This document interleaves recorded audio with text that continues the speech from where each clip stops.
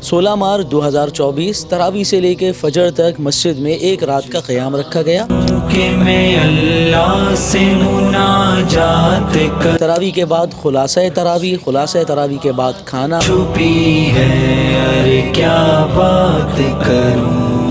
بڑی شدت سے یہ خواہش ہے مناجات کروں، اپنے اللہ سے تنہائی میں ہر بات کروں، اپنے غم تجھ کو بتانے ہیں الہی سارے، ہے یہ چاہت کے بیان اپنے میں صدمات کروں، تجھ کو معلوم ہی ہے مجھ پہ کھانے کے بعد سے لے کر فجر تک مسلسل انفرادی اور اجتماعی عبادات کا سلسلہ رہا۔ اپنے یہ حالات کروں، جانتا ہوں اے خدا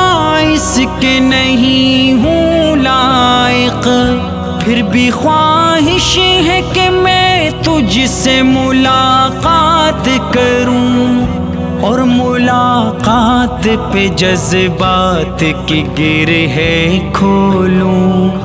بے تکلف میں بنوں تجھ سے سوالات کروں، سوچتا ہوں کہ میں اللہ سے مناجات کروں،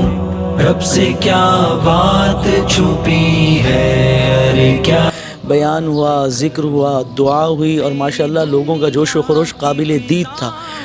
میں گھٹن ہے مولا، نیک بندوں کے لیے دار و رسن ہے مولا،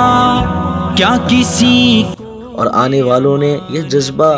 اور یہ نیت کی، اس جذبے کا اظہار کیا، یہ نیت کی کہ وہ اپنی پوری زندگی آئندہ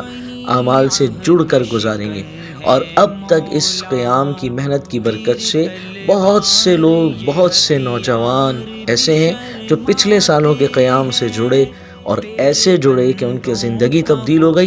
آج وہ دوسروں کو مسجد لانے کا ذریعہ بنے ہوئے ہیں اور دوسروں کے لیے محنت کر رہے ہیں۔ اور اس ایک رات کے قیام کا مقصد یہ ہے کہ اتوار کو چونکہ چھٹی ہوتی ہے، اتوار سے پہلے ہفتے کی رات مسجد میں گزاری جائے۔ رمضان کی ہر رات، رمضان کا ہر دن بہت قیمتی ہے تاکہ بہترین طریقے سے اس سے نفع اٹھایا جا سکے۔ اور الحمدللہ اس قیام میں بزرگ حضرات، بچے، نوجوان تمام ہی شریک تھے اور تمام کا جوش عبادت قابل دید تھا۔ ہے مولا،